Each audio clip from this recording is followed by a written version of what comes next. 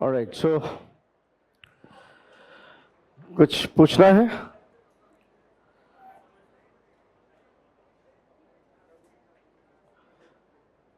समझ में आया तब? हाँ, समझ में आ गया? पक्का मैं पूछूं? हाँ जी, मैं पूछूं? अरे वाह चलिए, तो हम बात कर रहे थे कि वित्तीय मध्यस्थ किस तरह से इमर्ज हुए, उनका फाइनेंशियल इंटरमीडियरीज का इमरजेंस कैसे हुआ। उसमें हमने अब तक जो समझा वो ये समझा कि वित्तीय मध्यस्थ जो है वो शुरुआत में तो उनका एक काम था कि बैंक नोट जारी करते थे। बैंक नोट क्या हुआ? एक प्रकार का दस्तावेज कि हाँ भाई आपका इतना पैसा हमारे पास या इतना सोना इत्यादि रखा हुआ है, और उसके अगेंस्ट जो है एक डॉक्यूमेंट जारी कर दिया गया। उस डॉक्यूमेंट को दिखा के आप कभी भी धनराशि की प्राप्ति कर पाते थे। लेकिन धीरे धीरे उनको लगा कि इस पैसे का और उपयोग हो सकता है और वो इससे ऋण उपलब्ध कराने लगे। हमने समझा फिर किस प्रकार से एक पूरी व्यवस्था जन्म ली जिसको आप बोलते हो वित्तीय मध्यस्थ, जिसमें कुछ बैंक भी हो सकते हैं, कुछ गैर बैंक भी हो सकते हैं। मैंने आपको ये भी बताया कि जब हम बात करते हैं वित्तीय मध्यस्थ में तो उनके दो प्रमुख कार्य हुए। पहला कार्य हुआ लोगों से विभिन्न प्रकार के जमा लेना। अब जमा जब हम बात करते हैं, डिपॉजिट की बात करते हैं, तो डिपॉजिट मैंने आपको बताया कई प्रकार से हो सकता है। मुख्य रूप से दो उसके मोटे मोटे प्रकार कहे जाएंगे। एक जिसको आप कहोगे डिमांड डिपॉजिट, एक जिसको आप कहोगे टाइम डिपॉजिट। डिमांड डिपॉजिट या मांग जमा भी दो प्रकार का हो सकता है, बचत जमा और जिसको आप कहोगे चालू खाता या बचत खाता। चालू खाता के अंतर्गत वो आए जिसपे मैंने आपको बताया कि कोई ब्याज तो नहीं मिलता, ओवरड्राफ्टिंग दी जाती है, बट बाय एंड लार्ज चालू खाते से को तब पसंद किया जाता है जब बिजनेस गतिविधियां हो रही हो, क्योंकि इसमें मूवमेंट ज्यादा होता है। दूसरा मैंने आपको बताया बचत खाता। बचत खाते में मूवमेंट कम होती है, इस पे ब्याज दिया जाता है, कभी कभी ओवरड्राफ्टिंग की सुविधा भी हो सकती है। और अगर बचत खाता बहुत न्यूनतम धनराशि का हो जिसमें कोई मिनिमम बैलेंस की जरूरत ना हो तो उसको नो फ्रिल अकाउंट भी खोलते हैं। जनधन अकाउंट एक अच्छा एग्जाम्पल है नो फ्रिल अकाउंट का। फिर मैंने आपको बताया सावधि जमा हो सकता है, फिक्स डिपॉजिट्स हो सकते हैं, और आवर्ती जमा या रिकरिंग डिपॉजिट्स हो सकते हैं। तो जो एफडी है उसमें आप एक निश्चित धनराशि एक निर्धारित समय के लिए जमा करते हो, उससे पहले उस धनराशि को विड्रॉ नहीं किया जाता। जबकि आरडी में क्या करते हैं, आप एक निश्चित समयावधि तक लगातार पैसा जमा कर रहे होते हैं और समयावधि पूरा होने पर उस पैसे का को निकाला जाता है। इसमें उन बैंकों के पास वित्तीय मध्यस्थों के साथ ये प्रावधान है कि अगर वो चाहें तो अगर समय से पहले पैसा निकाला गया तो उस पर आर्थिक दंड लगा सकते हैं, फाइन लगा सकते हैं। मैंने ये भी आपको बताया कि इन सबको अगर हम मिला लें जितने प्रकार के जमा है तो ये बैंक के लिए एक तरह से देयताएं या लायबिलिटी बनती हैं। तो जो भी बैंकों के पास लायबिलिटी है तो वो या तो डिमांड लायबिलिटी होगी या तो टाइम लायबिलिटी। अगर हम बैंकों की कुल लायबिलिटी जोड़ ले तो उसको बोला जाएगा डीटीएल, डिमांड टाइम लायबिलिटी, और उसमें से वो निकाल दे जो बैंकों का आपस में लेन देन है, अंतरा बैंकिंग लायबिलिटी, तो जो बचा उसको बोलेंगे एनडीटीएल। और मैंने आपको बताया सारी गणनाएं एनडीटीएल पर की जाती हैं। क्यों? उसका तर्क समझा गया क्योंकि हम ये देखना चाहते हैं कि ग्राहकों का पैसा सेफ है कि नहीं। बैंकिंग व्यवस्था में ये पैरामाउंट है, सबसे इंपॉर्टेंट है कि ग्राहकों को ये एहसास रहे कि उनका पैसा सेफ है और जब आवश्यकता पड़ेगी तो उन्हें मिल जाएगा नियमों के अंतर्गत। तो इस प्रकार से हमने जमा को समझा। फिर वहां से आगे बढ़ते हुए समझा विभिन्न प्रकार के ऋण कौन कौन से हो सकते हैं।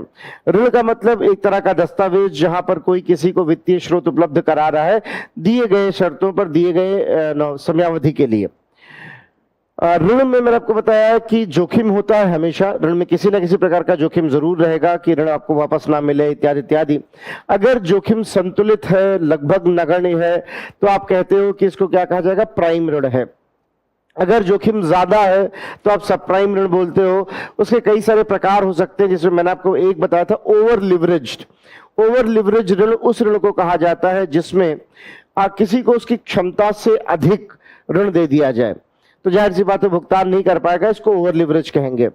दूसरा मैंने आपको बताया कि ऋण का एक प्रकार हो सकता है कि टीजर लोन है। टीजर लोन का मतलब प्रारंभ में तो किस्तें आसान रखी जाती हैं पर बाद में उसको बढ़ा दिया जाता है, तो आप उसको टीजर लोन कहोगे। और तीसरा मैंने आपको बताया कि एक प्रकार का जॉम्बी लोन भी हो सकता है, जिसमें एक तरह से रिस्क या लोन के खराब होने की गुंजाइश अधिकतम होती है। इसी में थोड़ा मैंने आपको सबप्राइम क्राइसिस क्या है उसके बारे में बताया, ये क्राइसिस क्यों हुई थी अमेरिका में, और आप देखें तो इस क्राइसिस का मुख्य कारण ये था कि बड़ी मात्रा में सबप्राइम ऋण दे दिए गए थे, इसीलिए इसको सबप्राइम क्राइसिस भी कहा जाता है। आगे बढ़ते हुए हमने फिर देखा कि ऋणों के संदर्भ में एक बात और भी ये समझने योग्य कि ऋण फाइनेंस ऋण भी हो सकते हैं और गैर फाइनेंस या गैर वित्तीय ऋण भी हो सकते हैं।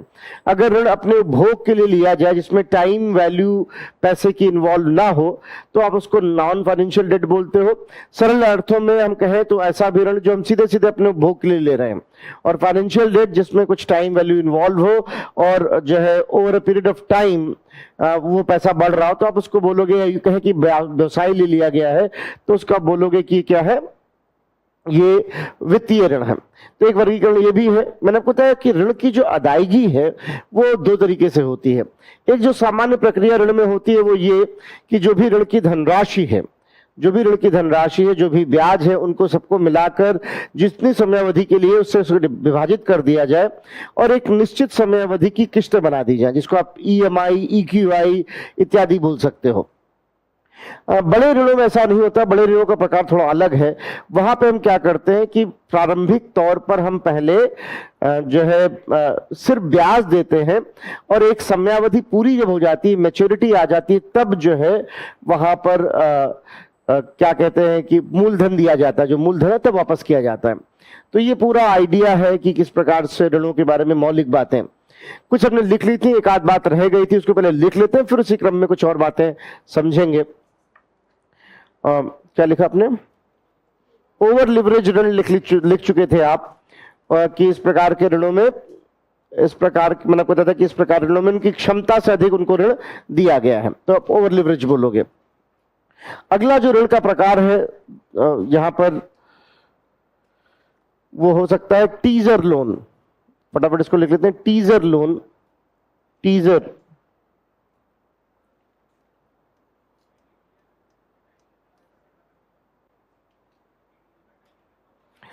NDTL की जब हम गणना करते हैं, अब हमने इसको रियल टाइम गणना शुरू कर दिया। क्लोजिंग डे मतलब एक दिन के आधार पर हम देख रहे होते हैं कि जब अकाउंट खुला है उसको ओपनिंग बैलेंस बोलेंगे और जो है जब बंद हुआ उसको क्लोजिंग बैलेंस बोलेंगे। नहीं, बैंक बंद हुआ तो इसीलिए हर दिन आप देखते हो कि जब 4 बज जाता है उसके बाद बैंक गणना करता है, और अगर उनके NDTL के सापेक्ष में आवश्यक जमा नहीं है तो उनको उसको मैनेज करना पड़ता है। वो आगे समझेंगे जब CRR SLR के बारे में बताएंगे।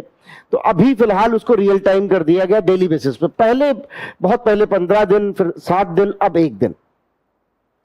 तो टीजर लोन जो है, टीजर लोन इसके बारे में लिख सकते हैं कि टीजर लोन से आशय उस प्रकार के ऋण से है, टीजर लोन से आशय उस प्रकार के ऋण से है, उस प्रकार के ऋण से है जिसमें प्रारंभ में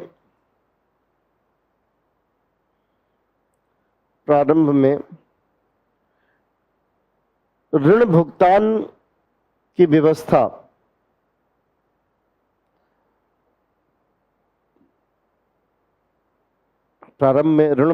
व्यवस्था सापेक्षिक रूप से सरल होती है,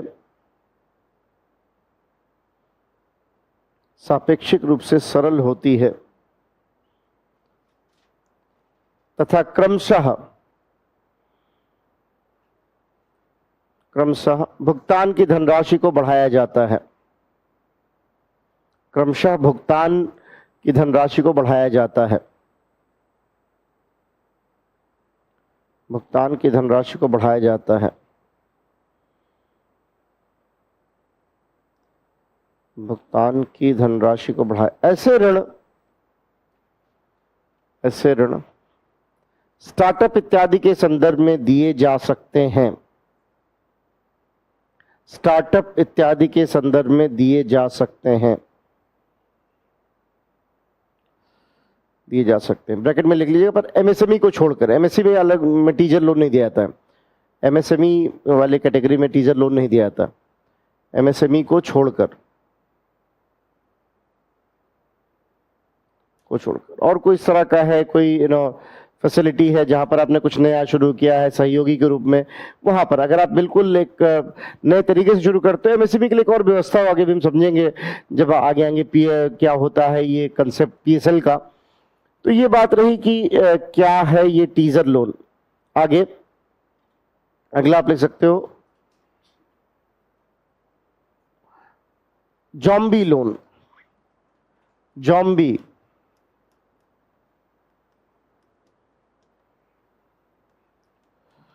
जॉम्बी ऋण, जॉम्बी ऋण इस प्रकार के ऋणों में, इस प्रकार के ऋणों में, इस प्रकार के ऋणों में, इस प्रकार के ऋणों में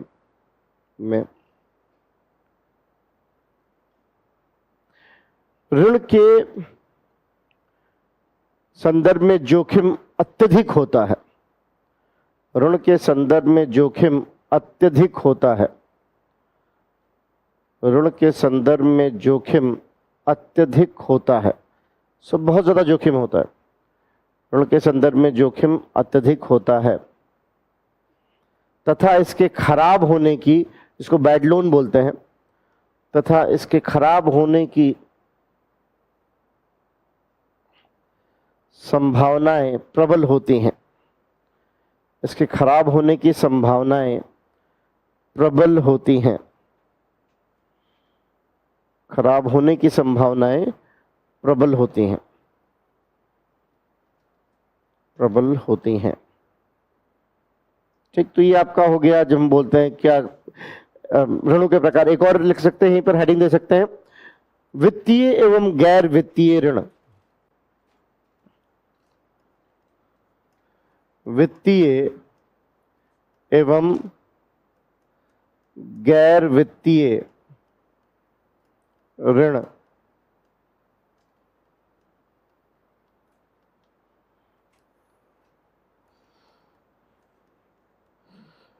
financial and non financial debt, ये भी वर्गीकरण हो सकता है। वित्तीय ऋण से, जी सर,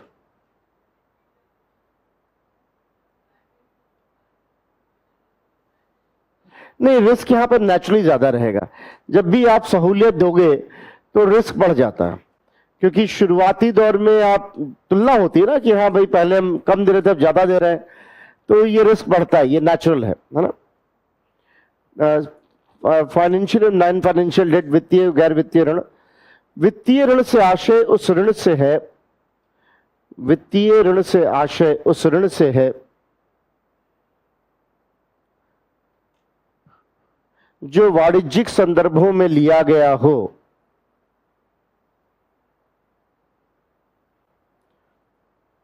वाणिज्यिक संदर्भों में लिया गया हो।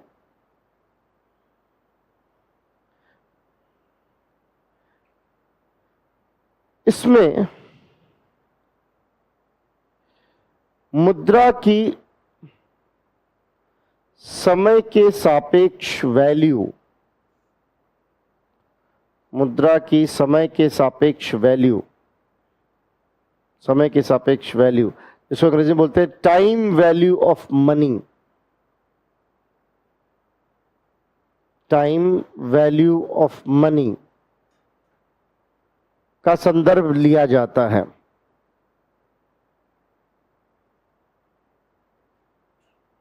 लिया जाता है। अब इस पे नहीं जाएंगे कि कैसे निकाला जाता है, आपको एक आइडिया होना चाहिए कि हाँ हमें देख रहे हैं कि पैसा कैसे समय के सापेक्ष बढ़ घट रहा है, टाइम वैल्यू ऑफ मनी लिया जाता है। इसके लिए हम लोग के पास एक फॉर्मूला भी होता है इकोनॉमिक्स में, मैकलेस फॉर्मूला। हमारे पास जो एक मैकले है, सिर्फ आपके इतिहास में ही नहीं है, सो मैकलेस फॉर्मूला बोलते हैं उसको। अगर आपका बड़ा इंटरेस्ट हो तो आरबीआई की वेबसाइट पे मैकले फॉर्मूला का पूरा डेरिवेशन दिया भी हुआ है, लेकिन मैं फिर कहूंगा कि उसका यहाँ की बहुत प्रासंगिकता नहीं है, राइट। हाँ, तो जो है वो यहाँ पर उसकी बहुत प्रासंगिकता नहीं है। यहाँ पर आपको इतना बता दीजिए, टाइम वैल्यू ऑफ मनी, यही ब्रैकेट में लिख लीजिए नोट की तरह से, कि वित्तीय ऋण की परिभाषा इंसॉल्वेंसी बैंकरप्सी कोड में दी गई है। वित्तीय ऋण की परिभाषा insolvency bankruptcy code, IBC, insolvency bankruptcy, अभी आईबीसी लिख लीजिए, इसमें तो डिटेल में चर्चा होगी क्या होता है। आईबीसी या इंसॉल्वेंसी बैंकरप्सी कोड में दी गई है। आपको समझ में आ रहा है? आप इससे पहले वाली क्लास में तो थे नहीं, रवि थे आप? अच्छा, पीछे तो बैठे, यहीं बैठे थे, अच्छा।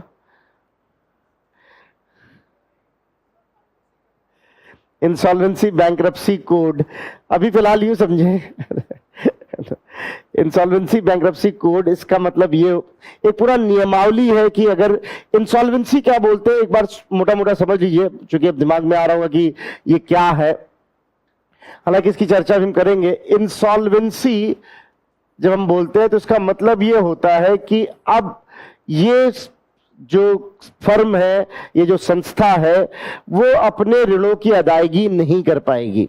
तो मान लीजिए हमने कंपनी बनाई, सुनील प्राइवेट लिमिटेड, याद है सुनील प्राइवेट लिमिटेड, हमने कंपनी बनाई। अब सुनील प्राइवेट लिमिटेड अगर मैं कहूं भगवान ना करे इंसॉल्वेंट हो गई, तो इसका मतलब यह है कि अब वो अपने जो ऋण लिए है उसको चुका नहीं पाएगी। तो ऐसे में क्या होता है, तो इंसॉल्वेंसी उस स्थिति को कहते हैं जब कोई भी फर्म अपने जो ऋण इत्यादि है उसको चुका ना पाए क्योंकि उसके पास आय के स्रोत नहीं है, तब इसको बोलेंगे इंसॉल्वेंसी है। और फिर उसके बाद क्या होगा, फिर एक लीगल प्रक्रिया शुरू होगी कि इनके जो स्रोत है उनकी नीलामी की जाए, उससे पैसा लिया जाए और उनको दिया जाए जिनसे कर्जा लिया है। इस प्रक्रिया को बोलते हैं बैंकरप्सी। तो आगे समझेंगे। इसको मिला के 2016 में एक बहुत बढ़िया कानून बना जिसको बोलते हैं इंसॉल्वेंसी बैंकरप्सी कोड या आईबीसी। वहां पे इसकी परिभाषा दी गई। इस पे अभी और बातें भी होंगी कि इंसॉल्वेंसी क्या और उसमें क्या डायमेंशन, में फिलहाल इतना भी यूं समझे कि ब्रैकेट में आप लिख लीजिए कि इसकी परिभाषा इंसॉल्वेंसी बैंकरप्सी कोड आईबीसी में दी गई है। वहीं दूसरी तरफ नोट क्लोज आगे। वहीं दूसरी तरफ गैर वित्तीय ऋण से आशय उन ऋणों से है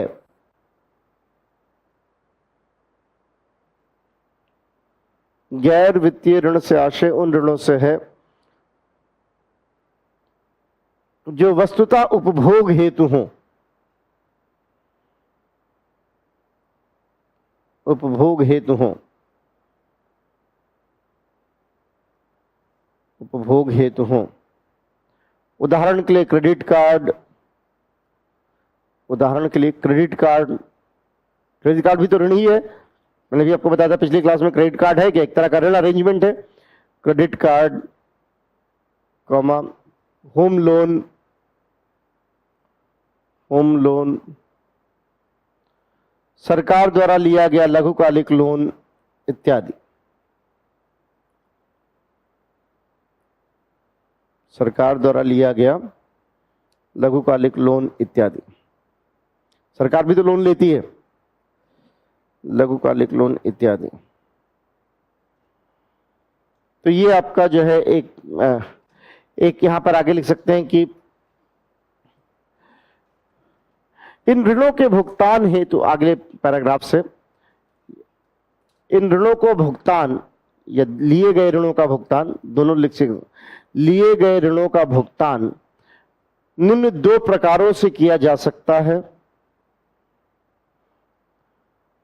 देखिए बेसिक बातें समझनी जरूरी होती है क्योंकि इसी से पूरा ताना बाना बनता है। अगर ये नहीं पता है तो फिर हम जब बातें और सब करेंगे तो आपको बात हवा हवाई लगेगी, है ना। ये नींव की ईंट जैसा है कि और आप देख रहे हो कि एक क्वेश्चन जरूर आता है जहां पे ये बेसिक समझ आपसे पूछी जाती है। हर साल एक क्वेश्चन आता है जहां पर आपकी बेसिक समझ है कि नहीं इन चीजों की, वो चेक करते हैं। इन ऋणों का भुगतान दो प्रकारों से किया जा सकता है। पहला, पहला, कुल ऋण धनराशि, जिसको मूलधन भी बोलते हैं, कुल ऋण धनराशि मूलधन तथा ब्याज को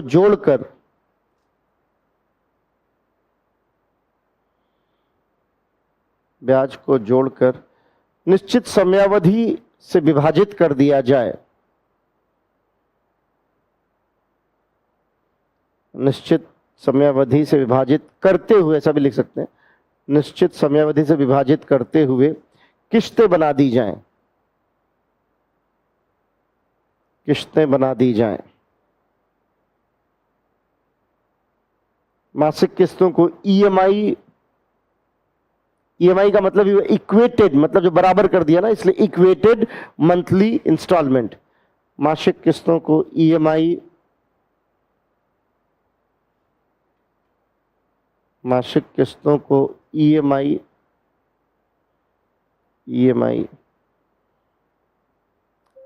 कहते हैं। अब इस हिसाब से EQI हो सकता है, इत्यादि इत्यादि, ईएमआई कहते हैं। मैं जान रहा हूं जिनको बातें पता है उनके लिए तो बहुत बच्चों जैसी बात लग रही होगी, लेकिन ये कंसेप्ट क्लैरिटी जरूरी है आपके लिए कि हाँ भाई ये ऐसी चीजें हैं।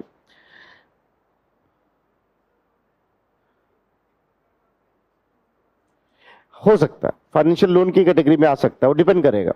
ये सब लोन, एक तो मैंने वर्गीकरण किया रिस्क के आधार पर, दूसरा वर्गीकरण किया उसके स्वभाव के आधार पर। तो दो अलग अलग वर्गीकरण हो गए ना, इसीलिए हमने फाइनेंशियल नॉन फाइनेंशियल को अलग लिखा।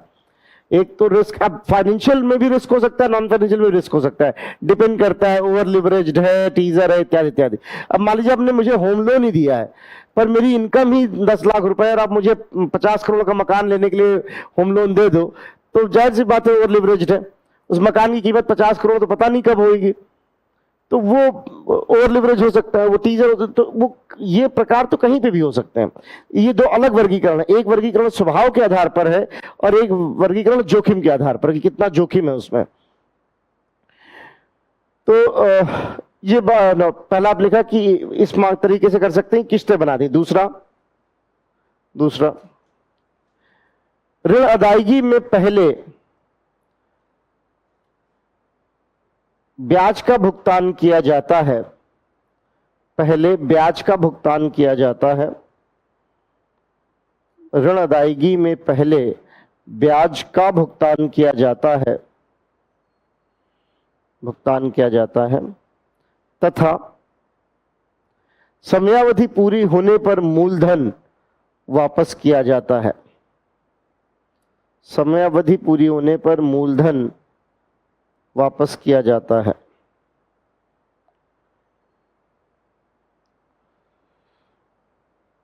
मूलधन वापस किया जाता है।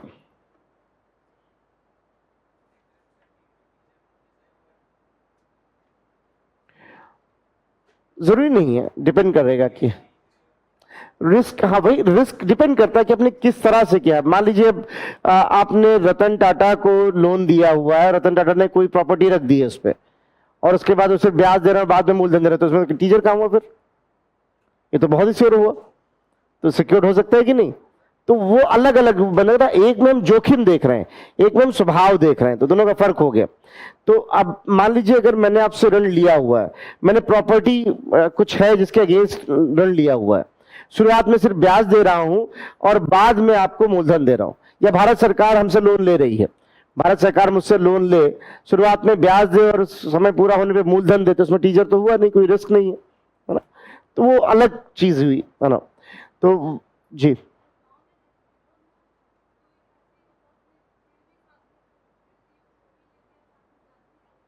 हाँ, वो जो साहूकार वगैरह देते हैं वो ज्यादातर जो सामान्य ऋण दिए जाते हैं वो ईएमआई प्रकार के ही होते हैं, कि वो ऋण और मूलधन को मिलाकर उसको आप साथ में बांटते हो।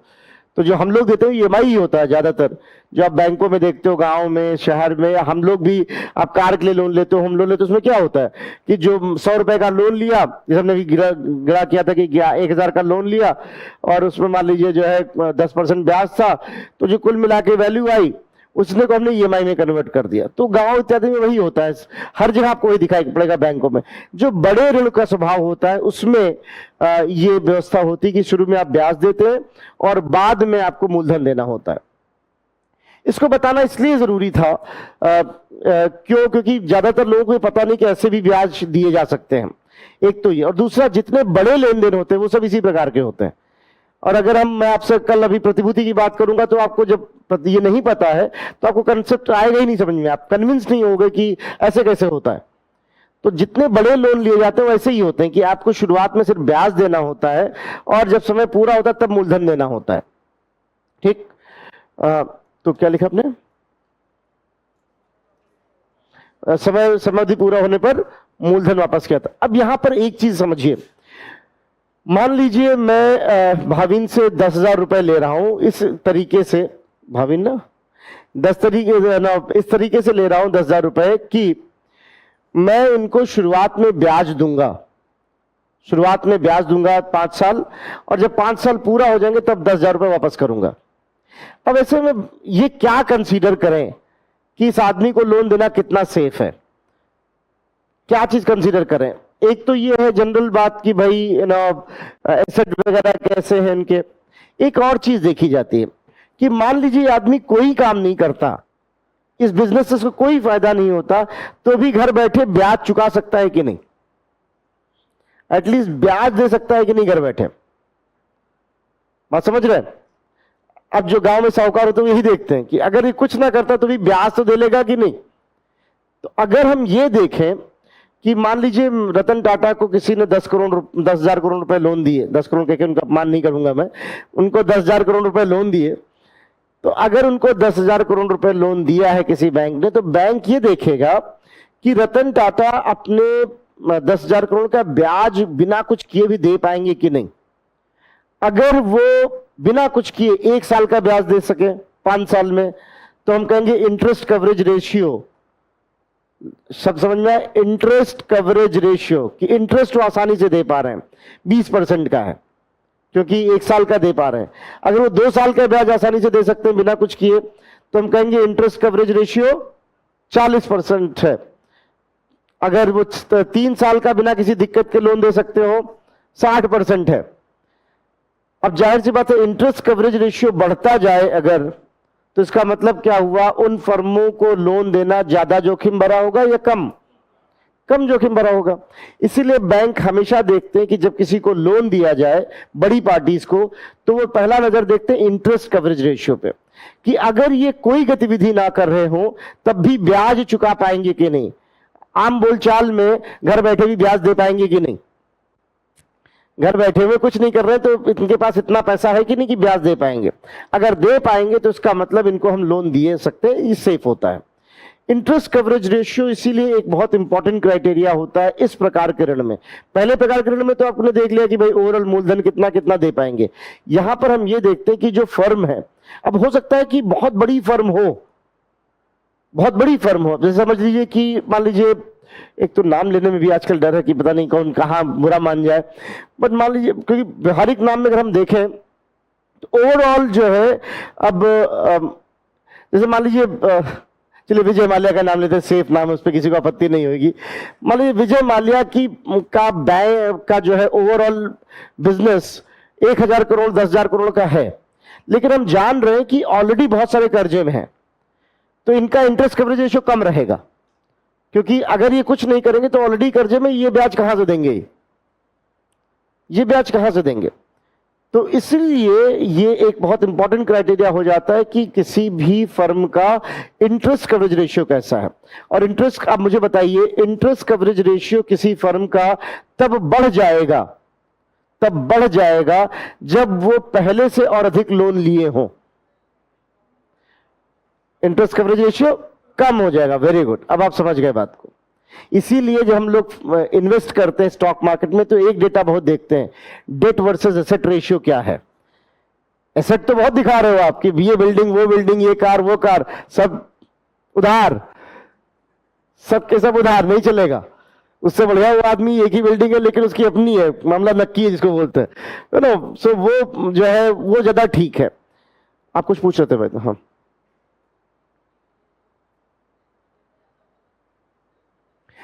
अवेलेबिलिटी ऑफ द रिसोर्सेज की, अभी इनके पास कितने रिसोर्सेज अवेलेबल हैं, अवेलेबिलिटी ऑफ द रिसोर्सेज की, रिसोर्स उसके 5 चीजें होती हैं, 5 घटक होते हैं मोटे मोटे, जिसमें हम ये देखते हैं, जिसमें सबसे महत्वपूर्ण ये है, मान लीजिए मेरे पास ईश्वर करे 1 लाख करोड़ की चीजें हैं, ज्यादा बोल दिया, वो दबंग 2 का डायलॉग था ना, भावना में ज्यादा बोल गया ये लग रहा है, ऑलराइट नो, 1 लाख करोड़ रुपए का मान लीजिए मेरे पास एसेट दिख रहा है, पर मेरे ऊपर 3 लाख करोड़ का कर्जा है, ईश्वर ना करे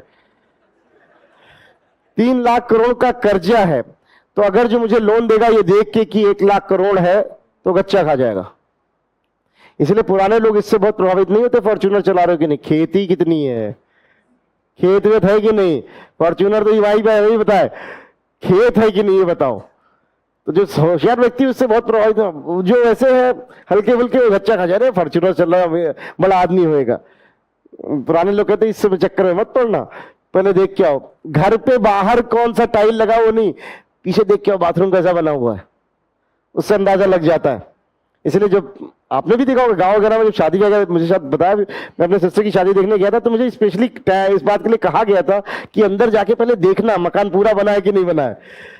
कहीं बाहर तो पता चला बड़ी अच्छी टाइल लगी हुई है, लाई है ना, और पीछे मकान जो है अभी भी घास फूस का है, तो उससे अंदाजा लग जाता है कि आपके पास एसेट तो लेकिन आपका अपना नहीं है वो।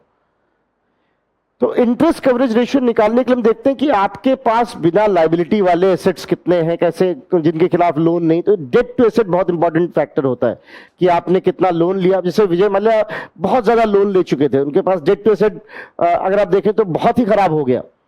तो ऐसे रेशियो से अंदाजा लग जाता है कि हाँ ये क्या है। जैसे मान लीजिए दिल्ली में प्रॉपर्टी है, तो एसेट आपका जो है वो बढ़ने की तरफ है, एसेट बढ़ने की तरफ है। कहीं और कोई प्रॉपर्टी है जो बंजर एरिया डिक्लेयर हो गया, वो एसेट घटने की तरफ है। तो इस तरह से वो कैलकुलेट किया जाता है कि ओवरऑल कितने एसेट हैं, उस पर देखते हैं कि इंटरेस्ट दे पाएंगे कि नहीं दे पाएंगे। ये बैंक का कैलकुलेशन होता है, सरल शब्दों में अगर कहें तो आप घर बैठे लोन दे पाएंगे कि नहीं। तो इंटरेस्ट कवरेज रेशियो से हमें यह पता चलता है कि इस व्यक्ति को लोन दिया जाए कि ना दिया जाए। क्योंकि बड़े लोन इसी पे होते हैं, इसलिए इंटरेस्ट कवरेज रेशियो का बड़ा महत्व होता है कि हाँ हम जो लोन दे रहे हैं ऐसा है, इत्यादि इत्यादि। कई बार कुछ क्रेडिट रेटिंग एजेंसी भी इंटरेस्ट कवरेज रेशियो बताती हैं कितना दे पाएंगे, उनके बेसिस पे कि भाई कैसा बिजनेस है, कैसे बिजनेस प्रॉस्पेक्ट्स हैं, इत्यादि इत्यादि। ये क्वेश्चन भी यूपीएससी ने पूछा हुआ है। अच्छा मजेदार बात है, इसको डिफिकल्ट की श्रेणी में रखा गया, क्योंकि वही ना कंसेप्ट पे ध्यान नहीं है, बड़े बड़े फैंसी वर्ड्स पे ध्यान है। क्वेश्चन ये था कि अगर किसी फर्म का इंटरेस्ट कवरेज रेशियो ज्यादा है तो उसको ऋण देने में जोखिम ज्यादा है। स्टेटमेंट गलत है, सीधे इंटरेस्ट कवरेज रेशियो ज्यादा होने का मतलब जोखिम कम है। तो लॉजिक आप समझ रहे क्यों? क्योंकि जब हमारे पास हम ऋण दे रहे हैं तो हम यही देखना चाहेंगे कि दिए गए एसेट में ये सामान्य परिस्थिति में ऋण भी दे पाते हैं कि नहीं। तो जब बड़े लेन देन होते हैं वो ऐसे ही होते हैं कि आप जो है पहले ब्याज देते हो, क्योंकि अगर मैं शुरू से ही आपको मूलधन और ब्याज देने लगा तो बिजनेस कैसे करूंगा? अगर अभी तो मेरा पूरा फोकस बिजनेस पे होना चाहिए, फिर बाद जब पूरा हो जाए तब आपको प्राइम जो आपका मूलधन वापस करूंगा। तो इंटरेस्ट कवरेज रेशियो इसलिए महत्वपूर्ण हो जाता है। एक और बात भी है, यहीं पे इसको भी समझ लेते हैं। जैसे मैंने आपको बताया कि मैंने 10,000 करोड़ का लोन लिया, मान लीजिए 5 साल के लिए, 5 साल के लिए लोन लिया हुआ है, और पहले साल में ब्याज दे रहा हूं, दूसरे साल ब्याज दे रहा हूं, तीसरे साल ब्याज दे रहा हूं, चौथे साल ब्याज दे रहा हूं, 5वें साल ब्याज दे रहा हूं, और उसके बाद जब 5 साल पूरे हुए तब पैसा वापस कर रहा हूं। यह व्यवस्था है। बैंक ये देखेगा कि अगर इनके पास इसका जो ब्याज बन रहा है 1 साल का, अगर ये बिना किसी दिक्कत के कोई काम ना करें, घर बैठे आराम करें, तो भी ब्याज दे पाएंगे कि नहीं। अगर 1 साल का दे पाएंगे तो 20% हो गया, 2 साल का दे पाएंगे 40% हो गया। जितना ज्यादा इंटरेस्ट कवरेज उतना बढ़िया, उतना बढ़िया। पर एक चीज और भी होती है, इसके बाद भी दिखाई पड़ा कि डिफॉल्ट होने की संभावनाएं होती हैं। तो पिछले 40-50 सालों में एक चीज और डेवलप हुई है, वो भी एक अच्छा तरीका है। वो क्या है? बैंक ये कहता है कि बॉस आप एक और फंड बना लो, आप ही के पास रहेगा वो, हम उससे कोई लेना देना नहीं है, लेकिन आप ये फंड बनाओ, इसको हम फॉलोअप लेंगे। जैसे इंटरेस्ट कवरेज रेशियो का फॉलोअप लिया था, ऐसे इसका भी फॉलोअप लेंगे। आप ये करो, जैसे मान लीजिए मैंने 10,000 करोड़ का लोन लिया है, अब पहले साल मैंने बिजनेस किया, पहले साल बिजनेस किया, मुझे मान लीजिए कुछ फायदा हुआ, अब मैं तो सिर्फ ब्याज दे रहा हूं, ब्याज दे रहा हूं, पर मुझे लगा कि कुछ फायदा हुआ, तो मैंने क्या किया, 50 करोड़ रुपए इस फंड में ट्रांसफर कर दिए। ये फंड का पैसा मेरे पास ही रहेगा, पैसा मेरे पास ही है, लेकिन मैंने 50 करोड़ इसमें ट्रांसफर कर दिए। क्यों, इसकी जरूरत क्या है? अब 5 साल बाद जब मुझे एकाएक 10,000 करोड़ देने पड़ जाएंगे तो बहुत बड़ा हो जाएगा धनराशि। तो मैंने क्या किया, पहले साल कुछ मुनाफा होता 50 करोड़ यहां एक तीसरे फंड में ट्रांसफर कर दिए। फिर दूसरे साल थोड़ा मुनाफा वगैरह हुआ या लगा बिजनेस ठीक हुआ है, तो मान लीजिए मैंने 150 करोड़ रुपए और ट्रांसफर कर दिए इसमें। ऐसे तीसरे साल मान लीजिए 250 करोड़ ट्रांसफर कर दिए, 50 करोड़ ट्रांसफर कर दिए, डिपेंड करता है। 250 करोड़ ट्रांसफर कर दिए, किसी साल 500 करोड़ कर दिए, और ऐसे 5 साल में मैंने 5, 2, 7, 1, 8, 850 करोड़ तो इकट्ठा कर लिया, ठीक, या जो भी धनराशि बनी। अब ऐसे मैंने अगर कुछ पैसा इकट्ठा किया हुआ है, तो जब प्रिंसिपल अमाउंट देना होगा तो आसान हो जाएगा, क्योंकि आपने काफी पैसा तो इकट्ठा कर लिया। अब प्रिंसिपल अमाउंट जब देना होगा तो बहुत दिक्कत नहीं आएगी, कुछ पैसा यहीं से एडजस्ट हो जाएगा। इस फंड को नाम दिया जाता है sinking fund. Sinking fund, sinking fund वो फंड है जो कौन बनाता है, जिसने कर्जा लिया है। अच्छा, कर्जा लेने वाले को क्या बोलते हैं? डेटर, लेनदार बोल सकते हैं, डेटर, जिसने कर्जा लिया है, कर्जा जिसने लिया है। तो कर्जा लेने वाला क्या करेगा, जैसे मान लीजिए मैंने 100 करोड़ का कर्जा लिया बैंक से, 100 करोड़ के कर्जे में मैं जब भी मुझे लगा 5 साल में कि मुझे पास थोड़ा अतिरिक्त पैसा, मैंने उसको इस फंड में ट्रांसफर कर दिया। अब ये फंड मेरे पास तैयार है, मान लीजिए 100 करोड़ के कर्जे में मैंने 60 करोड़ का एक फंड बना लिया 5 साल में। अब मुझे 60 करोड़ इस फंड से ट्रांसफर करने हैं और 40 करोड़ और देना है, तो मूलधन वापस हो जाएगा। अब मेरे ऊपर ज्यादा प्रेशर नहीं आया। कौन सी व्यवस्था ज्यादा बढ़िया है, रिस्क किसमें ज्यादा, रिस्क किसमें कम हो जाएगा अगर सिंकिंग फंड बनाएंगे तो इंटरेस्ट कवरेज रेशियो अच्छा हो और सिंकिंग फंड बनाने के लिए वो तैयार भी हो, तो बैंक के लिए सेफ हो गया। इसलिए बैंक इन दोनों चीजों पे जोर देता है। आरबीआई ने भी ये काम किया हुआ है, आरबीआई ने भी काम किया हुआ है। थोड़ा सा इसकी तरफ आपको नजर होना चाहिए, सवाल बन सकता है क्योंकि चर्चा में रहा है इस बीच काफी। आरबीआई ने भी इस दिशा में काम किया।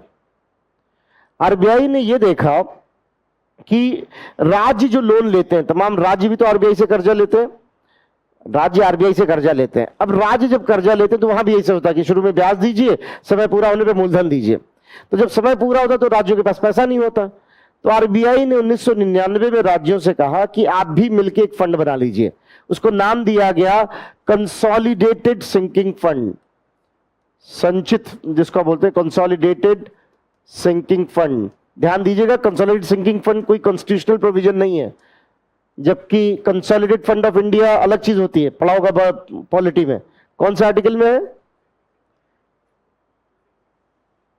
266(1). इसलिए मैं वेट कर रहा था कि आप थोड़ा और स्पेसिफिक हो, क्योंकि 2 में क्या है आपका, जो पब्लिक अकाउंट की बात है। तो 266(1), ठीक है, कोई नहीं, आपने पॉलिटी में पढ़ा भी, दोहराया नहीं लग रहा है। 266(1) में एक संचित निधि की बात होती है। संचित निधि होनी चाहिए, भारत सरकार की एक संचित निधि होती है जिसको राजकोष या सरकारी खजाना कहा जाता है, वो अलग चीज है। यहां पर हमने सभी राज्यों का मिलकर एक सिंकिंग फंड बना लिया। तो अब होता क्या है, मान लीजिए यूपी ने लोन लिया आरबीआई से, तो यूपी को जब भी थोड़ा प्रॉफिट होता है तो वो ट्रांसफर कर देते हैं लोन को इस सिंकिंग फंड में। उससे फायदा ये कि जब ओरिजिनल पैसा वापस करना होगा तो बहुत दिक्कत नहीं आएगी, बहुत दिक्कत नहीं आएगी। और कोविड में दिखाई पड़ा कि जिन राज्यों ने सिंकिंग फंड बनाया था उनको कम दिक्कत हुई, क्योंकि ये पैसा तो आप ही का है। अगर कोई इमरजेंसी आए तो उसको इस्तेमाल भी कर सकते हैं, तो इमरजेंसी में आप चाहे तो इस पैसे का कुछ हिस्सा निकाल भी सकते थे। तो इस तरीके से ये कहा जाता है कि जब ब्याज आधारित ऋण दिया जाए तो ये 2 काम किए जाए, एक तो इंटरेस्ट कवरेज रेशियो देखा जाए और दूसरा उन्हें एक सिंकिंग फंड बनाने के लिए प्रेरित किया जाए। जी सर। सिंकिंग फंड आप कहां निवेश कर रहे हो, कैसे निवेश करते हो, उस पर डिपेंड करेगा। ब्याज मिल भी सकता है और लाभांश भी मिल सकता है, पर यह जोखिम भरा निवेश नहीं होना चाहिए। बैंक ये कहता है कि आप इसको जोखिम भरा निवेश ना बनाएं, और अगर ब्याज मिलेगा भी तो कम मिलता है, तुलनात्मक रूप से कम दिया जाता है।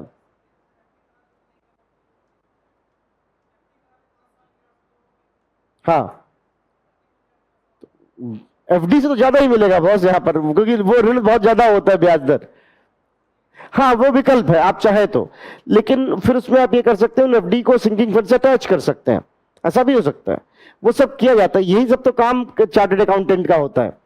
तो बिल्कुल ऐसा कर सकते हैं कि आप उस पैसे को कहीं और निवेश, पर जोखिम भरा निवेश नहीं होना चाहिए। ये एक इंपॉर्टेंट बात होती है कि सिंकिंग फंड का पैसा जोखिम भरा निवेश नहीं होना चाहिए। वो अभी आप ही का पैसा है, लेकिन ये सहूलियत की जाती है ताकि आसानी से आप मूलधन वापस कर सकें।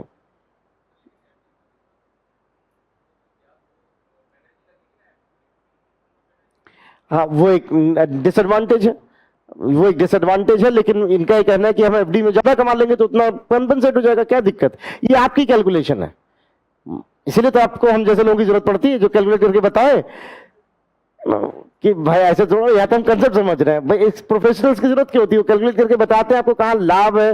कई बार हमें जहां लाभ दिख रहा हो तो वहां एक्चुअल लाभ मिलता नहीं है, अगर आप सही कैलकुलेशन करें तो।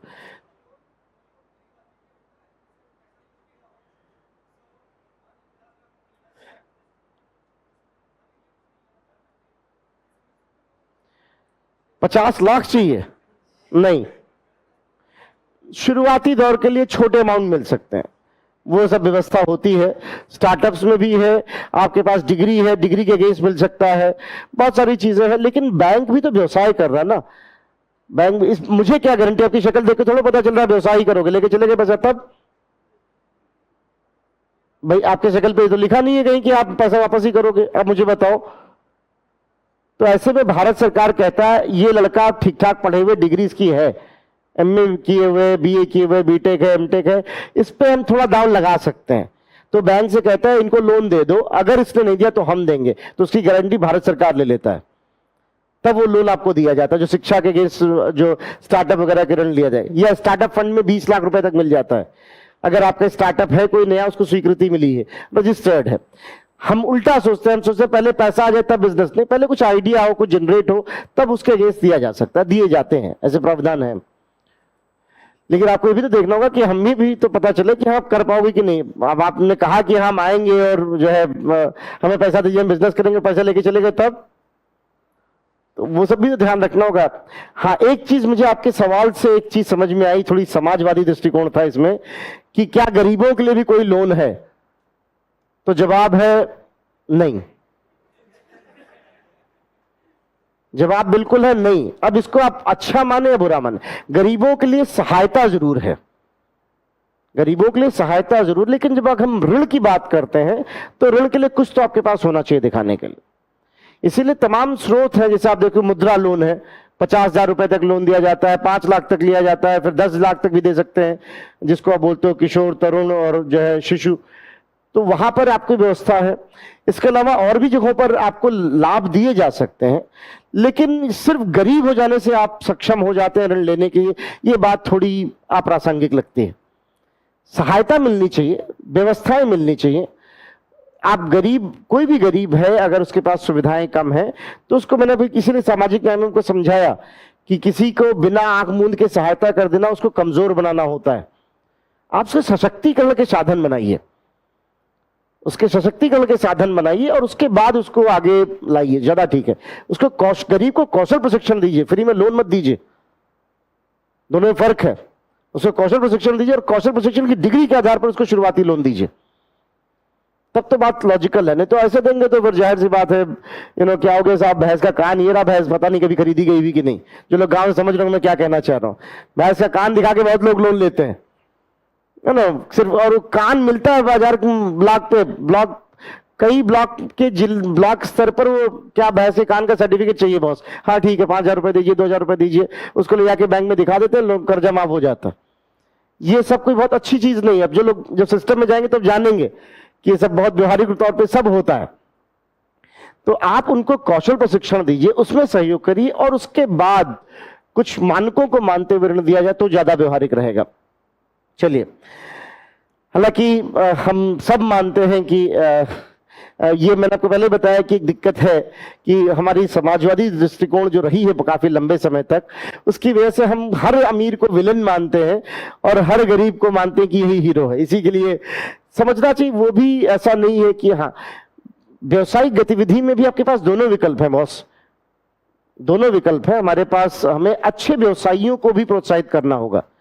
तो कृष्ण आप देखें तो हमारे पास अजीज प्रेम जी जैसे लोग भी हैं हमारे पास। अगर हम देखें तो आप अगर जानते हो तो इन्फोसिस के जो प्रमुख हैं क्रिस गोपालन, नारायण मूर्ति, जो ये सब जो लोग हैं, तो अगर हम इनकी बात करें, इवन रतन टाटा काफी हद तक, तो हम हमेशा दूसरे वाले पक्ष को ही क्यों देख रहे होते हैं, आप नाम नहीं लीजिएगा कोई, जी।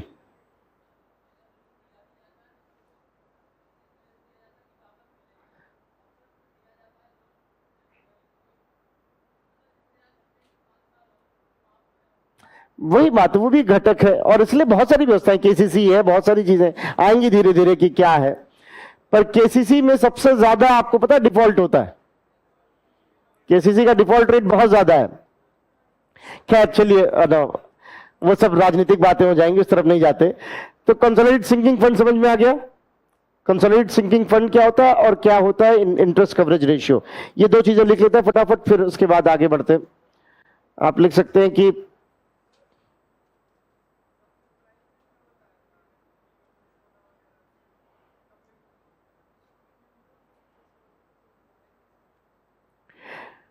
न्यूनतम, इसलिए तो कहें जोखिम लगभग ना के बराबर, न्यूनतम, फिर भी बहुत सारे जोखिम हो सकते हैं, हमेशा कुछ ना कुछ जरूर रहेगा। अभी यहां पर अब बहुत सारी बातें, सोने की वैल्यू घट गई तो जोखिम है कि नहीं, सोना डिवैल्यूएट हो सकता है कि नहीं हो सकता, आप तो मान के चलो ना सोना इवैल्यूएट ही होएगा, जोखिम होगा कि नहीं, कुछ ना कुछ जोखिम जरूर रहेगा, है ना, कुछ ना कुछ जोखिम जरूर है। तो पैसा आपकी जेब से निकला नहीं, जोखिम शुरू हुआ नहीं, फुल स्टॉप, है ना, इसमें आप कितना भी सोच लीजिए, जोखिम कुछ ना कुछ जरूर है। जब पैसा जेब में है तब तक तो सेफ है, तब तक तो सेफ है, और उसके बाद निकला नहीं, किसी को दिया नहीं कि रिस्क शुरू हो गया है। हाँ, जेब में भी रिस्क है, ठीक बात है, ऑल राइट, कोई ना मुझे दे जाइए, सबसे सेफ है, ऑल राइट। अच्छा, यहां ज्यादा रिस्क है, फाइन। सो आप लिख सकते हैं अगला, इंटरेस्ट कवरेज रेशियो। इसी के अंतर्गत आप लिख सकते हैं एक नोट की तरह, जो आपने लिखा ना दूसरे प्रकार के जो ऋण दिए जाते हैं जिसमें मूलधन दिया जाता है, उसमें एक नोट की तरह लिखिए interest coverage ratio. Interest coverage ratio से आशय यह है कि,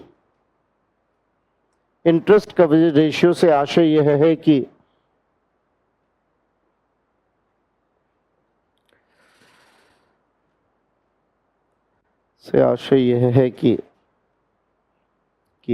यदि उपरोक्त ऋण में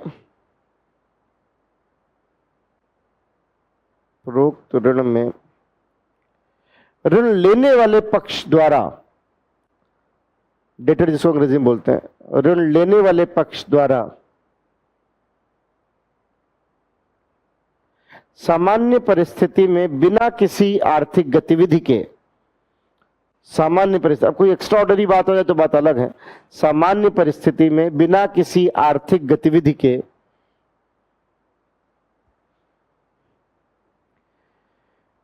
कितने समयावधि तक ब्याज आसानी से चुकाया जा सकता है, कितने समयावधि तक ब्याज आसानी से चुकाया जा सकता है,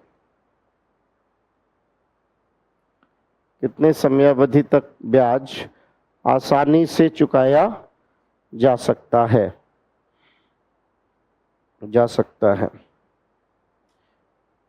यदि इंटरेस्ट कवरेज रेशियो अधिक हो, यदि इंटरेस्ट कवरेज रेशियो अधिक हो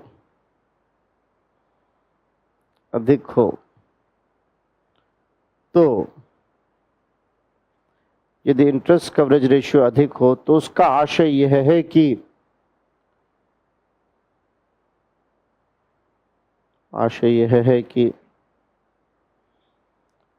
दिए गए ऋण में जोखिम कम या ज्यादा, दिए गए ऋण में जोखिम कम है,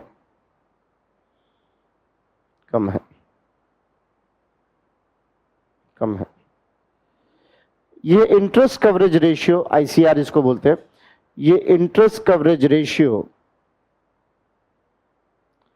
ये इंटरेस्ट कवरेज रेशियो ऋण लेने वाले पक्ष के पास उपलब्ध आस्तियों,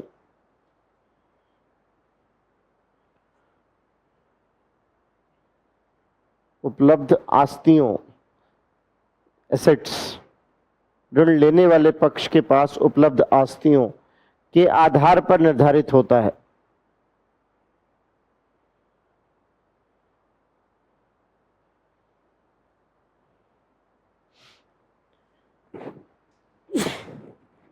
आधार पर निर्धारित होता है। एक सवाल यहां पर है, मैं खुद नहीं समझ पा रहा हूं उसे क्या जवाब दूं मैं। वंदना पूछ रही कि सर अगर जॉम्बी लोन बैड लोन है तो लोग लोन देते ही क्यों हैं? अब इसमें मैं समझ रहा हूं कि आपका जो क्वेश्चन है बहुत प्रासंगिक भी है एक तरीके से। ये तभी हो सकता है जब आप उस आर्थिक स्रोत को अपना ना मानते हो। जैसे बैंक मैनेजर्स वगैरह कई बार ऐसा करते हैं कि भाई मुझे अपना कुछ फायदा मिल गया, कुछ कट मिल गया। तो अब जैसे मैं छोटा सा उदाहरण बता दूं, आपको समझ में आया फर्क। ये एक अभी ये दिक्कत भी किस चीज की है, ये इसको बैंक या नियमों से ठीक नहीं कह सकता, यहां पर शायद इंटीग्रिटी जैसी चीजों की जरूरत पड़ती है। मैं पीछे अपने गांव गया था, तो जब गांव में गया तो एक शादी का फंक्शन था। तो वहां पर हमारे जो आरआरबी है, स्थानीय जो हमारा बैंक है, क्षेत्रीय ग्रामीण बैंक, उसके मैनेजर साहब भी आए हुए थे। तो ऐसे ही बातचीत हुई, तो मुझसे कह रहे हैं, मैनेजर साहब के लाइन सुनिए, मुझसे कह रहे हैं कि आपने केसीसी नहीं बनवाया, आपके पास उतना वाला खेत है, आप केसीसी बनवा लो। आप कहाँ वहाँ शहर में जो है क्रेडिट कार्ड पे खर्च करते होगे, बैंक में आपको जो है 6-7%, 8% देना पड़ता होगा। आप यहाँ पे केसीसी बनवा लो, 4% पे लोन लो, वहां एफडी कर दो, 6-7% तो मिल ही रहा। सोचिए, बैंक मैनेजर मुझे सलाह दे रहा है कि आप कर्जा ले लो 4% पे मुझसे और 7% पे आगे जाके एफडी कर दो। आगे एफडी कर दो क्योंकि आपके पास खेत तो है ही है और हो सकता है कर्जा माफी भी हो जाए। मैंने उनको बताया, मैंने कहा एक तो आपके पास जानकारी थोड़ी कम है, मैं आपको और विकल्प बताता हूं जहां 4% से 12-13% भी बन सकता है। अभी आप एफडी पे अटके हुए हैं, है ना, तो मैं थोड़ा और बता सकता हूं उसके बारे में। और दूसरी बात, जिनको आवश्यकता है आप उनको ये ऋण दें, और वहीं अगर कोई आवश्यक व्यक्ति चला जाएगा तो नहीं मिलेगा। अब इसका कोई इलाज नहीं है, इसका व्यवस्था या नीति का कोई इलाज नहीं है। इसलिए है क्योंकि हमारी शायद सोच वैसी हो गई है। अब वो साहब जो हमें इसलिए उन्होंने मेरे हितार्थ कहा, ऐसा नहीं कि मेरे कोई विरोध में कह रहे थे, मेरे तो हित की बात कर रहे थे। लेकिन मेरे हित के संदर्भ में जाहिर सी बात एक पीएसएल कोटा है कि वो कितना ऋण दे सकते हैं। अब वो ऋण आसानी से दे दिया उन्होंने और जो है आगे आप उस ऋण का जो भी खर्च करें, लेकिन जिनको जरूरत है वो वंचित रह जाएंगे कि नहीं। तो ये जो समस्या है, इस समस्या को किसी आदर्शवाद या वाद से नहीं निपटाया जा सकता। इसको ये बात समझने की जरूरत है। ये समस्या ठीक होती है जब आप कुछ खास तरह के मूल्यों को लोगों तक पहुंचाते हैं या चेक एंड बैलेंस क्रिएट करते हैं कि भाई किसको गया है, कहां गया है, फॉलोअप कैसे, इत्यादि इत्यादि। तो अब सवाल ये है कि जब वो खुद जानबूझ के ऐसा कर रहे हैं, बहुत सारे ऐसे मैनेजर्स हैं, आप जब सत्ता में जाएंगे तो आपको भी ताज्जुब होगा, अरे ये यूपीएससी का एग्जाम तो अलादीन का चिराग था कि जिन निकल के आया हर चीज में मदद कर रहा है आपकी। लोग आपको बताएंगे सर यहाँ पे प्रॉपर्टी सस्ती हो जाती है, ऐसे खरीद लीजिए, वहां से करा लीजिए, वो लोन डिफॉल्ट हो जाएगा। अरे वो खुद दिमाग खराब होना शुरू हो जाएगा एक टाइम के बाद। बल्कि मैं हमेशा देखता हूँ, मुझसे अक्सर लोग पूछते हैं कि बच्चे तो ठीक होते हैं, फिर वहां जाके खराब होते हैं, क्योंकि दिमाग खराब करने वाले बहुत हैं सिस्टम में, जो खराब कर ले जाते हैं। ऐसे बताएंगे कि हाँ ये जमीन सस्ती सर, इसके लिए फला बैंक से लोन दिलवा देते हैं, वो लोन जो है डिफॉल्ट हो जाएगा, तो इस जमीन की कीमत के अगेंस्ट में उसको हमने डिपॉजिट कराया हुआ है, वो आप बेच दीजिएगा, बैठे बैठाए आपको 30-40-50 लाख रुपए का फायदा हो रहा है। सलाह देने वाले हैं, उनको मालूम है कि, और इससे फ्री लंचेस नहीं है, इससे फिर आपसे कहीं और कुछ फायदा लेंगे, और फिर आप देखते देखते उस मड का हिस्सा बन जाते हो, उस दलदल का हिस्सा बन जाते हो। आपको अंदाजा भी नहीं लगता कि आप कैसे इसका हिस्सा बन गए। तो वो इसीलिए होता है क्योंकि हम जानबूझ के वो सार्वजनिक संपत्ति को मान के चल रहे हैं कि दुरुपयोग के लिए बनी हुई। इसीलिए अगर आपको एक आंकड़ा बताऊं मैं, सरकारी बैंकों का एनपीए भारत में कुल एनपीए का लगभग 80% है, लगभग 80%। 3/4 से अधिक एनपीए कुल बैंकों का मिलाकर सिर्फ सरकारी बैंकों का है। साफ साफ दिख रहा है कि लोन ऐसे दिए गए हैं जैसे कि जिसको कहते हैं ना कि ठीक है, हमें इससे क्या फर्क पड़ता है, हमें तो हमारा कट मिल रहा है। अब ये जॉम्बी लोन की स्थिति बनाता है, जहां जानबूझ के ऐसे लोन दिए जाते हैं। अब ये क्यों दिए जाते हैं, क्या दिए जाते हैं, सच कहूं तो मेरे पास भी जवाब नहीं, मैं भी इधर उधर ही घूम रहा हूं। अगर आप ध्यान से देखें तो मैं भी कोई ऐसा कट टू कट जवाब नहीं दे पा रहा हूं कि इसमें क्या करना चाहिए कि जॉम्बी लोन ना आए। पर जॉम्बी लोन कहीं भी ज्यादा तो आप मान सकते हैं कि व्यवस्था की कमी है, शायद उस स्रोतों को ठीक से देख नहीं रहे। पर होता है, जॉम्बी लोन दिए जाते हैं जहां पर शायद लोन देना या तो मजबूरी होती होगी या अपने कुछ व्यक्तिगत लाभ होते होंगे, उसकी वजह से ऐसा दिया जा रहा है। तो आगे लिख सकते हैं कि आधार पर निर्धारित होता है। ठीक, अगला लिख सकते हैं कि जिन ऋणों पर प्रारंभ में, दूसरा पॉइंट है ये। जी सर।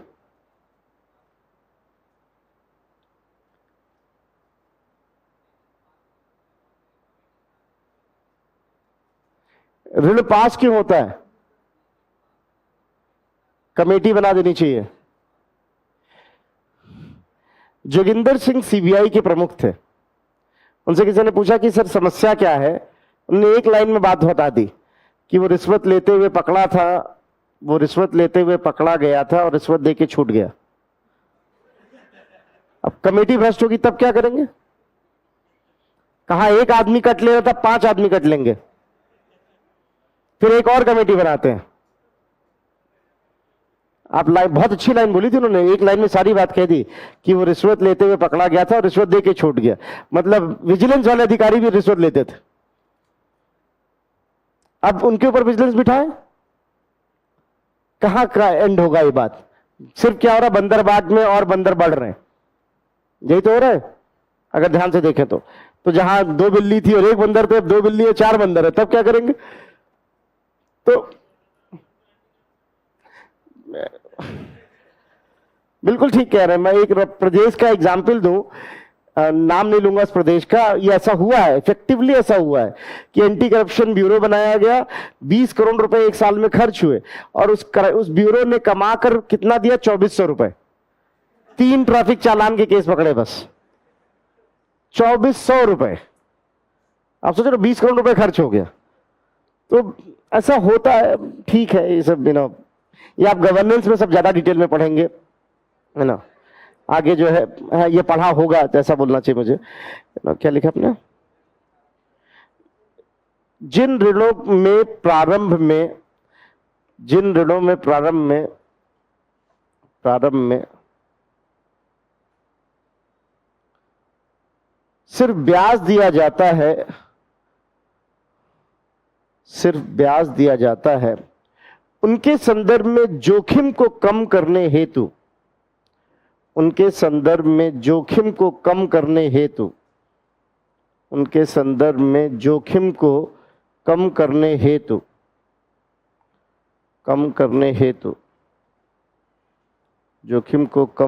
हेतु एक विकल्प यह भी दिया गया कि वे अनिवार्य रूप से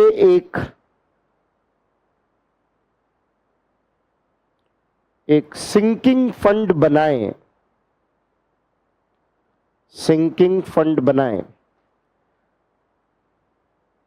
अच्छा, आप लोग अच्छा सुन रहे हैं तो एक चीज मैं बताऊंगा, बताइए लाइन समझ में आ रही कि नहीं आपको। सिंकिंग फंड बनाने का एक फायदा और भी होता है, वो ये कि जब मुझे मालूम है कि मेरे पास एक्स्ट्रा पैसा आया, जरा ध्यान सुनिएगा, शायद यहां से आपको पीटी में कुछ मिल जाए कि जब मेरे पास एक्स्ट्रा पैसा आया है तो मेरी संभावना इस बात की हो सकती है ना कि मैं पैसे को कहीं और लगा दूं, और जब सिंकिंग फंड में तो उस पैसे को यहां पे जमा कर दूंगा, तो जो पैसा जिस पे कहीं और लगता, जोखिम होता, वो बच जाता है। तो सिंकिंग फंड का एक फायदा ये कि मूलधन देने में आसानी हो जाती है, दूसरा फायदा ये कि जोखिम में इधर रिस्क नहीं करूंगा और पैसा वहां लग जाएगा। ये बात लॉजिकल लग रही?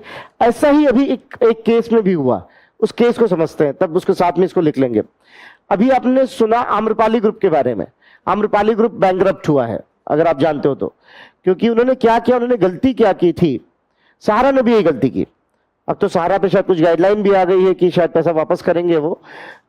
सहारा ने भी यही गलती की। दो बड़े नाम है, एक एक की बात करते हैं। आम्रपाली ग्रुप ने क्या किया, जो उनके प्रमोटर हैं, मैं आपको पहले ही बता चुका हूं कि जो कंपनी का जो मेन मालिक है उसको प्रमोटर बोलते हैं। तो उनके जो प्रमोटर है, नाम लेने की जरूरत नहीं है, सम्मानीय व्यक्ति हैं। तो वो जो प्रमोटर है उन्होंने गलती ये की कि जैसे मान लीजिए मैंने, आपने, हमने बुक कराया मकान आम्रपाली में, तो जमीन है, उनको मकान बनाना है। अब हम सबने मकान बुक करा दिए, 100, 150, 500, 1000 मकान बुक हो गए, तो एक मुश्त उनके पास पैसा आ गया। भाई अगर हर एक ने 10-10 लाख रुपए भी दिए तो 2000, 5000 रुपए का पैसा, एक आप सोचिए अमाउंट में कितना बड़ा दिखा। उन्होंने इस पैसे को चैनलाइज कर दिया कहीं और। अभी पैसा उनके अकाउंट में दिख रहा था, मान लीजिए उनके अकाउंट में दिख रहा था 25,000 करोड़। किसी ने बताया सर ये मकान तो धीरे धीरे बनता रहेगा, इस पैसे को लगा देते हैं कहीं और, इस बिजनेस में लगा देते हैं, 6 महीने में फायदा मिल जाएगा, 25,000 करोड़ के 30-35,000 करोड़ बन जाएंगे, आप 25,000 करोड़ वहां पे, बाकी 10,000 करोड़ एक्स्ट्रा मुनाफा। तो बढ़िया है, उस पैसे को वहां से चैनलाइज कर दिया कहीं और जहां चैनलाइज किया वहां फायदा हुआ नहीं, वहां वो उल्टा पड़ गया मामला, क्योंकि हर शेर के पास सवा शेर तो होता ही है। वहां मामला उल्टा पड़ गया, वो ट्रैप हो गए। अब वो मैं नहीं नाम लेना चाह रहा क्या हुआ था एग्जैक्टली, किसी व्यक्तिगत उसमें क्यों जाना, फर्म में किसी फर्म को भी डिसरिस्पेक्टफुल क्यों करना, गलती हो सकती है।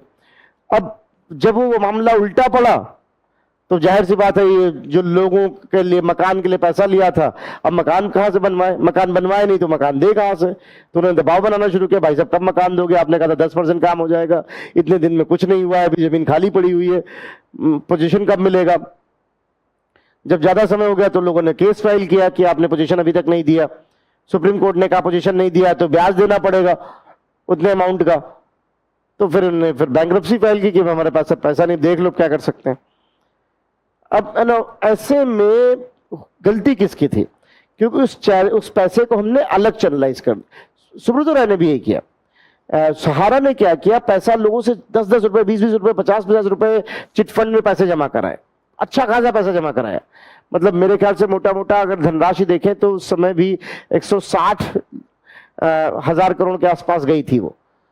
तो जो है उतना पैसा उन्होंने, फिर उनका एक एम्बिशियस प्रोजेक्ट आ गया। एक तो उन्होंने टीम को हायर किया, उसमें काफी खर्च हुआ टीम हायर करने में, प्लस जो है दूसरा उन्होंने एक एम्बे वैली बनाया, बहुत एम्बिशियस प्रोजेक्ट था। एम्बे वैली की बड़े शानदार गोल व्यू के साथ शहर बनेगा, वहां पे खरीदार मिले नहीं उतने महंगे, वहां फ्लॉप हुए। जब मामला वहां पे नुकसान हुआ तो जाहिर सी बात है बाकी भुगतान में दिक्कत हुई और वहां पर फिर मामला फंसा, और जो छोटे छोटे जिन्होंने पैसा जमा किया था उनको पैसा नहीं मिल पाया।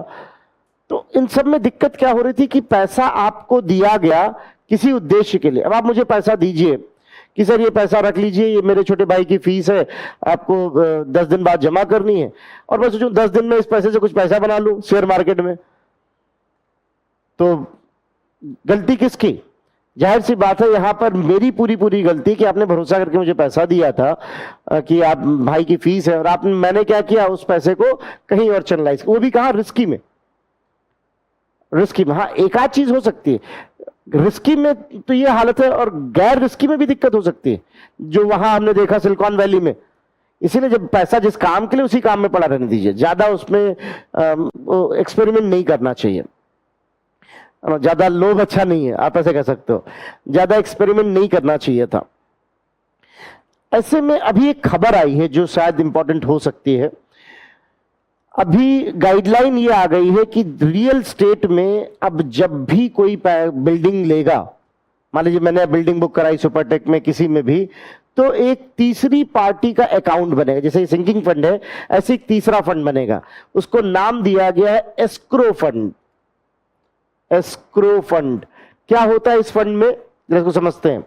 एस्क्रो फंड में क्या होता है, जैसे मान लीजिए मैंने पैसा दिया 10 लाख रुपए, 10 लाख रुपए देके मैंने एक मकान बुक कराया है सुपरटेक में, तो सुपरटेक को 10 लाख रुपए नहीं मिल जाएंगे, वो पैसा बैंक के पास जमा हो जाएगा तीसरे फंड में, एस्क्रो फंड में, और जब 10% काम पूरा होगा तो 5 लाख रुपए मिल गए, जब 20% काम पूरा हुआ तो फिर 10 लाख मिल गए, जब 30% काम पूरा हुआ तो फिर 30 लाख मिल गए। इससे फायदा क्या होगा कि मेरा पैसा मेरे ही काम इस्तेमाल किया जाएगा, उस पैसे को कहीं और नहीं ले जा सकते। तो मुझे लगता है स्वागत योग्य कदम है, सभी ने स्वागत किया, सेबी ने भी स्वागत किया, रियल एस्टेट ने भी स्वागत किया कि चलिए हमें भी दिक्कत नहीं होगी, क्योंकि पैसा सामने रहता तो ग्रीड आ जाता है नो। अब कम से कम जो ईमानदार रियल एस्टेट वाले, उनको लग रहा है ठीक है, अच्छा है, कोई दिक्कत नहीं है, हम जितना जितना काम करते जाएंगे उतना में पैसा मिलता जाएगा और हम भी टाइम से डिलीवरी कर पाएंगे, क्योंकि जितना जल्दी काम कर लेंगे उतना जल्दी पैसा मिल जाएगा, हमारी भी शाख बनेगी। तो एक तरह से अच्छे रियल एस्टेट वाले से खुश दिखे। रियल एस्टेट का अगर उस दिन पर्टिकुलर दिन में जिस एस्क्रो का रिजल्ट आया था कि एस्क्रो अकाउंट अब अनिवार्य कर दिया गया है, तब से रियल एस्टेट का शेयर मार्केट भी थोड़ा सुधरा, मतलब लोगों को लग गया कि हाँ ठीक है, कंसेप्ट बढ़िया है। तो इसको एस्क्रो अकाउंट कंसेप्ट वही है, सिंकिंग फंड जैसा ही, कि एक तीसरा फंड बनाया जाएगा, पैसा उसमें आप डिपॉजिट कर लेंगे, पैसा डिपॉजिट कर देंगे और जैसे जैसे वो कंप्लीशन करते जाएंगे वो पैसा उनको मिलता जाएगा। वो फंड उन्हीं का है, आपका नहीं है, फंड वो उसी रियल एस्टेट वाले का है, जरूरत पड़ने पर कुछ इमरजेंसी पैसा भी लिया जा सकता है। तो एक अच्छा कंसेप्ट है जिसको एस्क्रो फंड। तो ऐसा को पूछ सकते हैं कि भी हाल फिलहाल में एस्क्रो फंड चर्चा में रहा है, ये किससे जुड़ा हुआ है? तो एस्क्रो फंड एक तीसरी पक्ष का फंड है जो ये सुनिश्चित करेगा कि जो भी पैसा दिया गया है वो दिए गए उद्देश्य में ही लगाया जाए, उसको वहां से डाइवर्ट ना किया जाए, किसी अन्य उद्देश्य में ना लगाया जाए। तो एक अच्छा शुरुआत है, फटाफट इसको लिख लेते हैं। क्या लिखा आपने? पूरा लाइन क्या था?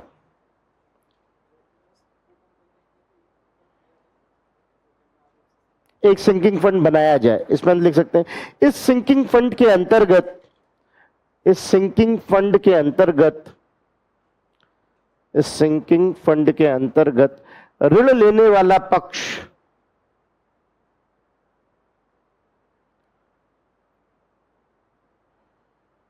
ऋण लेने वाला पक्ष, इस सिंकिंग फंड के अंतर्गत ऋण लेने वाला पक्ष एक अतिरिक्त फंड बनाएगा तथा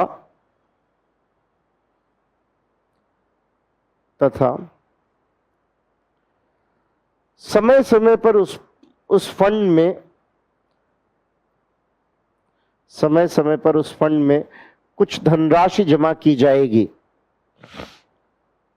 कुछ धनराशि जमा की जाएगी,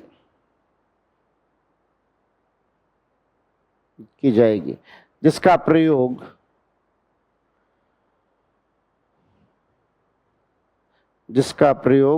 मूलधन को वापस करने में किया जाएगा, जिसका प्रयोग मूलधन को वापस करने में किया जाएगा, वापस करने में किया जाएगा। ठीक, तो ये कंसेप्ट है सिंकिंग फंड का। एक यहां पे अगले लाइन में लिख लीजिए नोट की तरह या ब्रैकेट में, इसी तर्ज पर 1999 में आरबीआई ने, इसी तर्ज पर 1999 में आरबीआई ने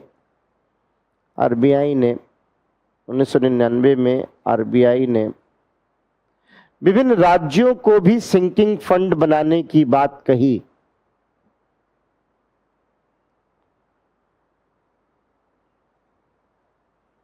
विभिन्न राज्यों को भी सिंकिंग फंड बनाने की बात कही, सिंकिंग फंड बनाने की बात कही, जिससे वे मूलधन को आसानी से वापस कर सकें,